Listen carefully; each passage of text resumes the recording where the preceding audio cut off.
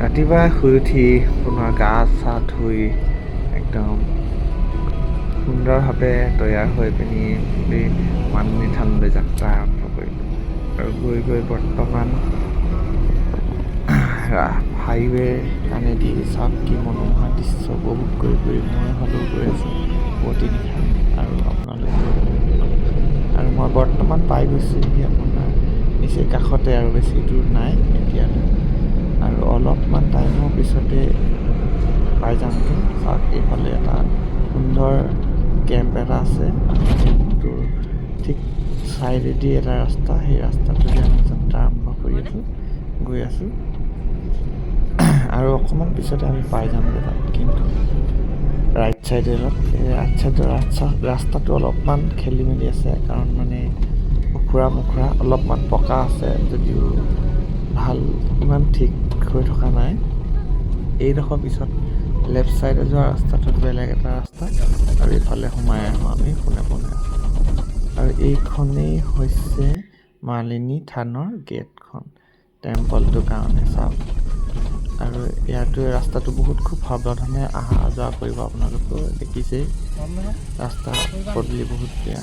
আজি উপস্থিত মই মালিনী থানত কিছু মই সেৱা এভাগ জনালোহি। বছৰেকৰ আজি এপ্ৰিল মাহ পালেহি, বহাগ বিহু প্ৰথম স্থানলৈ আহিছোঁ আৰু তাকে আপোনালোককো দেখাই যাওঁ আৰু লগতে মোৰো নিজে সেৱাভাগ জনাওঁ। আপোনাৰ লগতে মোৰ ভাগৰ সকলোখিনিয়ে দাদা সুস্বাস্থ্য কামনা কৰি তাৰ কাৰণে আশীৰ্বাদ গ্ৰহণ কৰিছোঁ।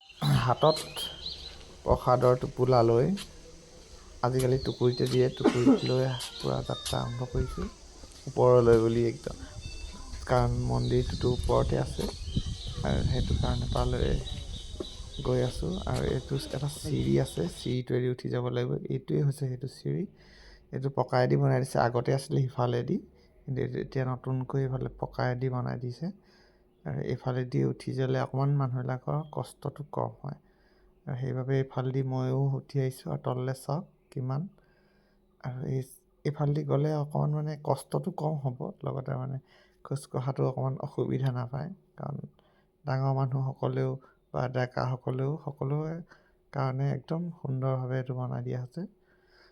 আৰু আমি আহি আছোঁ এতিয়া ওপৰলৈ, অলপমান বেছি ওপৰতো নহয়, অকণমান ওপৰতে মালিনী থানৰ মন্দিৰটো অৱস্থিত। এইটোৱে হৈছে মেইন মন্দিৰটো, এইটো মেইন মন্দিৰটোৰ ওচৰত পাই গৈছোঁ এতিয়া। তাক কি সুন্দৰকৈ লাগিছে। আৰু এইফালে তললৈ চাবলৈ গ'লে সেইফালে, আৰু এইটো ছাইডতো আছে এইটো পাহাৰ। আৰু এতিয়া বৰ্তমান ভিতৰলৈ মই সোমাই আহিছোঁ আৰু তাকে ভগৱানৰ ওচৰত আশীষ লওঁ। মন্দিৰৰ মুখতেই আছে এটা সিংহ আৰু সেই সিংহটো সেৱা ভাগ জনাই পিনি মই মাক দেৱীক সেৱা ভাগ জনাওঁ আৰু তাকে খুব অৰ্পণ কৰোঁ। চাওক কি ধুনীয়া সুন্দৰকৈ, আৰু এতিয়া বৰ্তমান হৈ গৈছে। নাৰিকলটো এতিয়া বৰ্তমান ফালিছোঁ মই, আৰু এই নাৰিকলৰ পানীৰে মই মহাদেৱৰ লিংগত অৰ্পণ কৰিম। হয়, লিংগ এইফালে আছে আমাৰ, আৰু এইটোৱে হৈছে লিংগ। তাতেই মই মহাদেৱৰ মানে অৰ্পণ কৰিলোঁ লিংগত। আৰু এইটো মন্দিৰ চাওক কি মনোমোহা মন্দিৰ, পাৰ চৰাই কি সুন্দৰভাৱে ওলাইছে, আৰু ইয়াতে চাকি বন্তি জ্বলোৱা হয়।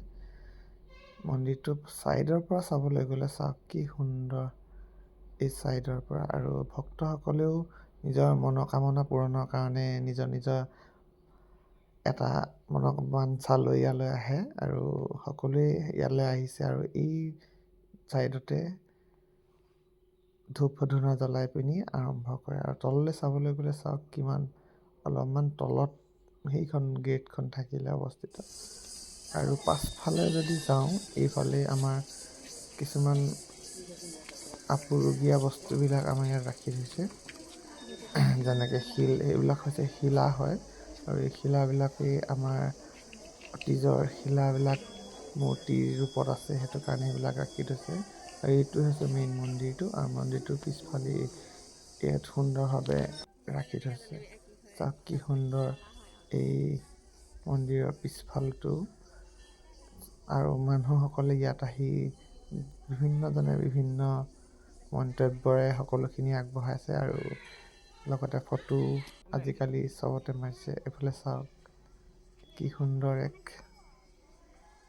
ওপৰৰ পৰা চাবলৈ গ'লে এইটো পাছফালৰ দৃশ্যটো এটা। আৰু তলৰ পৰা যদি চাওঁ আমি, মন্দিৰটো হ'ল তাত উপস্থিত ওপৰত, আৰু সেইখন হৈছে ইফালে যোৱা এণ্ট্ৰি গেট, আৰু মই আছোঁ এতিয়া এক্সিট গেটৰ ওচৰত।